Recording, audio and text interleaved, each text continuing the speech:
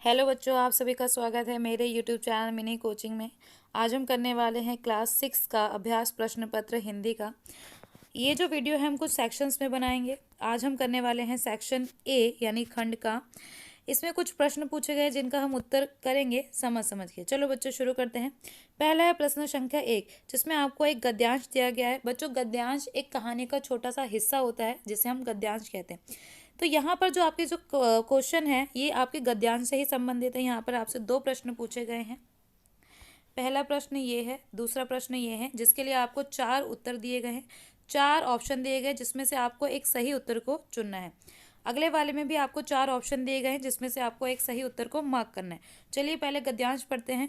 राग की रस्सी शीर्षक लोक कथा तिब्बत से संबंधित है, जिसे दुनिया की छत कहा जाता है। तो पहला क्वेश्चन आपसे पूछा है दुनिया की छत किसे कहा जाता है, तो दुनिया की छत तिब्बत को कहा जाता है। तो आपका तिब्बत सही आंसर होगा।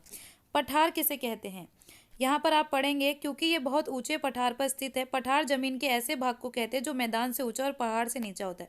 तो पठार ऐसा भाग होता है जो मैदान से ऊंचा और पहाड़ से नीचे होता है। तो आपसे सेकंड क्वेश्चन में यही पूछा गया, पठार किसे कहते हैं। तो जो आपका का ऑप्शन है, जमीन जो मैदान से ऊंचा और पहाड़ से नीचा होता है वो पठार कहलाता है। आइए प्रश्न संख्या 2 पर आते हैं। प्रश्न संख्या 2, निम्नलिखित काव्यांश को ध्यानपूर्वक पढ़ें और पूछे गए प्रश्नों को उत्तर दें। काव्यांश क्या होता है बच्चों? काव्यांश एक वो चीज़ होती है जो कविता का एक छोटा सा भाग होता है। आपकी जो कविता होती है उसका जो एक पैरा होता है वो आपका काव्यांश कहलाता है। छोटी सी हमारी नदी टेढ़ी मेढ़ी धार, गर्मियों में घुटने भर भिगो कर जाते पार, पार जाते पार जाते ढोंग ढंगार, बैलगाड़ी चालू, ऊंचे हैं किनारे इसके, पाट इसका ढालू। पेटे में झकाझक बालू, कीचड़ का ना नाम, कांस फूले एक बार उजले जैसे खाम। दिन भर किचपिच किचपिच करती मैना डार डार, रातों को हुआ हुआ कर उठते सियार। अब यहाँ पर भी आपसे दो प्रश्न किए गए। नदी की धार कैसी है? तो जैसे ही आपने पैरा शुरू किया था तो आपको पता लगा नदी की धार टेढ़ी मेढ़ी है। तो यहाँ पर आपके पास 4 ऑप्शन है। पहला है सपाट, दूसरा है टेढ़ी मेढ़ी, तीसरा है मटमैली, चौथा है गर्जन करती। तभी आपने पैरा पढ़ा था तो आपको पता लगा इसकी धार कैसी है, टेढ़ी मेढ़ी। सेकंड क्वेश्चन है हुआ हुआ कौन करता है। तो यहाँ पर आपके लास्ट लाइन में लिखा है हुआ हुआ करते उठते सियार। तो आपका ऑप्शन में है बैलगाड़ी, मैना, सियार, शेर। तो यहाँ पर जो आपका ग ऑप्शन है सियार, this is the correct answer. प्रश्न संख्या 3, निम्नलिखित व्याकरण के प्रश्नों के उत्तर दीजिए। अब आपके पास ग्रामर पोर्शन और इसके उत्तर देने। निम्नलिखित में संज्ञा पहचानिए। बच्चों, संज्ञा किसे कहते हैं? किसी भी व्यक्ति, वस्तु या भाव के नाम को संज्ञा कहते हैं। अगर मैं साधारण शब्दों में आपको समझाऊं, जो भी चीज़ आपको दिखाई दे रही है, जिसको आप छू सकते हो, महसूस कर सकते हो, देख सकते हो, वो सभी क्या है? संज्ञा है। यहाँ तक कि आप सबके नाम भी क्या है? संज्ञा है। मैं जो सोच रही हूँ, मैं जो बोल रही हूँ, वो सब भी क्या है? संज्ञा। आपका हंसना, रोना, खेलना, कूदा संज्ञा है। किसी जगह का नाम संज्ञा है, किसी व्यक्ति का नाम संज्ञा है, सभी चीज़ें संज्ञा है। तो यहाँ पर हम पढ़ते हैं संज्ञा को पहचाना है। हम लोग यहाँ पर हैं, फिर है दिल्ली, फिर है धीरे धीरे और है मोटा। ये जो मोटा है ना वो है विशेषण, धीरे धीरे है क्रिया विशेषण, हम लोग है सर्वनाम। तो यहाँ पर बचा क्या? बचा आपका दोस्तों दिल्ली। दिल्ली किसी जगह का नाम है ना, आप दिल्ली में रहते हैं, तो ये क्या होगी? संज्ञा। अगले प्रश्न पे आइए। निम्नलिखित में से स्त्री शब्द का पुल्लिंग शब्द पहचानिए। स्त्री का पुल्लिंग, जैसे कि आपका माता का पिता होता है, बहन का भाई होता है, इसी तरह स्त्री का क्या होगा? स्त्री का होगा पुरुष। तीसरे क्वेश्चन पे आइए। शेर का स्त्रीलिंग रूप पहचानिए। आपको बच्चों पहचानना है शेर का स्त्रीलिंग। जैसे मोर का मोरनी होगा, मोरनी का स्त्रीलिंग, मोरली एक स्त्रीलिंग है, लोमड़ी भी स्त्रीलिंग है, शेरनी भी और हिरनी भी। तो मोर का क्या होगा? यहाँ पर पूछा है शेरनी, शेर का क्या होगा? शेर का होगा शेरनी। शेरनी is the correct option. I hope बच्चों आपको समझ में आ रहा है। अब क्वेश्चन नंबर 4 आ गया। यहाँ पर क्वेश्चन नंबर 4 नहीं, मतलब पॉइंट 4। मोहन अच्छा लड़का है, वाक्य में विशेषण की पहचान कीजिए। मोहन अच्छा लड़का है। बच्चों, विशेषण क्या होते हैं? ऐसे शब्द जो संज्ञा या सर्वनाम की विशेषता बताते हैं उन्हें हम विशेषण कहते हैं। तो यहाँ पर लड़का संज्ञा है, लड़के की विशेषता क्या है? वो अच्छा है।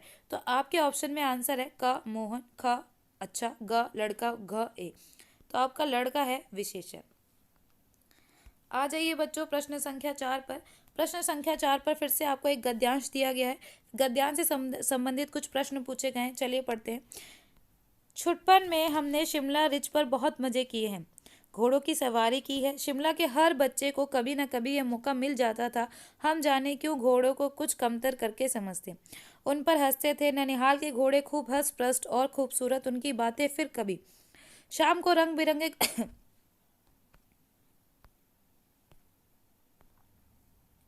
शाम को रंग बिरंगे, कहाँ गया, शाम को रंग बिरंगे गुब्बारे, सामने जाखू का पहाड़। बचपन में हमने शिमला रिज पर बहुत मजे किए हैं, घोड़ों की सवारी की है। शिमला के हर बच्चे को कभी न कभी ये मौका मिल ही जाता था। हम जाने क्यों घोड़ों को कुछ कमतर करके समझते, उन पर हंसते। ननिहाल के घोड़े खूब हंस प्रस्त और खूबसूरत, उनकी बातें फिर कभी। शाम को रंग बिरंगे गुब्बारे, सामने जाखू का पहाड़। पहला प्रश्न है, छुटपन में लेखिका ने कहाँ मजे किए। जब आप पहली लाइन पढ़ेंगे, छुटपन में शिमला में, आपके ऑप्शन में आगरा, ऊटी, शिमला, चंडीगढ़, तो आपका सही ऑप्शन होगा ग, शिमला में मजे किए। ननिहाल के घोड़े कैसे थे, डरपोक, कमजोर, खूबसूरत, शर्मीले। आप अगर यहाँ पर पढ़ेंगे तो आपको पता लगेगा कि ननिहाल के घोड़े कैसे थे, खूबसूरत, तो आपका जो ग ऑप्शन है खूबसूरत सही है। इसके बाद आपसे पूछा गया है इसके पॉइंट 3 में, लेखिका को शाम को क्या मिलता था, रंग बिरंगे गुब्बारे, गुलाब जामुन, गोलगप्पे या आइसक्रीम। जब आप ऊपर पढ़ेंगे तो आपको पता चलेगा लेखिका को रंग बिरंगे गुब्बारे मिलते थे। लेखिका किसको कमतर करके समझती थी, ऊँटों को, घोड़ों को, हाथी को, खच्चर को। जब आप ऊपर देखेंगे तो लेखिका को पता लगेगा लेखिका घोड़ों को कमतर समझती थी, ये रहे, घोड़ों को कमतर समझती थी। तो अब आप नीचे आइए, तो आप इस पे किस पे टिक लगाएंगे, आप लगाएंगे लेखिका घोड़ों को कमतर समझती थी। अब आ जाइए प्रश्न संख्या 5 पर। यहाँ पर निम्नलिखित काव्यांश को ध्यानपूर्वक पढ़िए और पूछे गए प्रश्नों के उत्तर दिए। यहाँ भी आपको एक काव्यांश दिया गया है, यानी एक कविता का छोटा सा अंश, फिर आपको उसको पढ़ना है और उससे संबंधित कुछ प्रश्नों के उत्तर देते हैं। चलिए पढ़ते हैं। वह चिड़िया जो कंठ खोलकर बूढ़े बन बाबा की खातिर रस उड़ेलकर गा लेती है।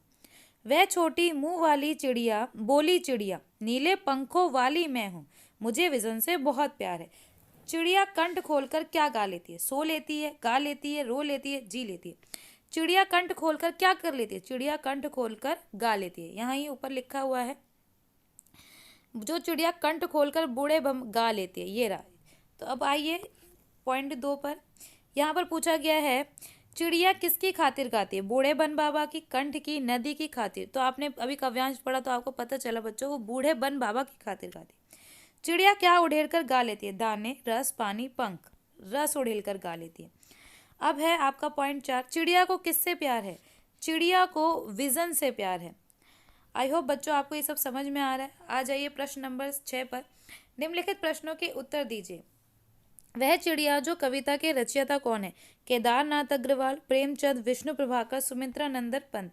वह चिड़िया जो के लेखक हैं केदारनाथ अग्रवाल, यानी कि रचयिता, कविता के रचयिता यानी कवि हैं केदारनाथ अग्रवाल। चिड़िया ने अंडे कहाँ दिए थे, छत पर, कार्निस पर, मेज पर, अलमारी पर। बच्चों जब आप ये पाठ पढ़ोगे तो आपको पता चलेगा कि जो चिड़िया ने अंडे दिए थे कार्निस के ऊपर। आइए प्रश्न संख्या 7 पर। निम्नलिखित प्रश्नों के उत्तर दीजिए।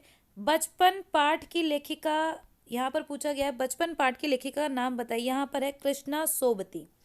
बचपन पाठ की जो लेखिका है उनका नाम है कृष्णा सोबती।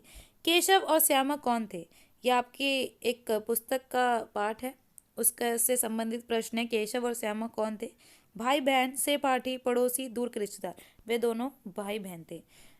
मुझे उम्मीद है आपको ये वीडियो पसंद आई होगी। अगर आपको ये वीडियो पसंद आई तो कृपया करके वीडियो को लाइक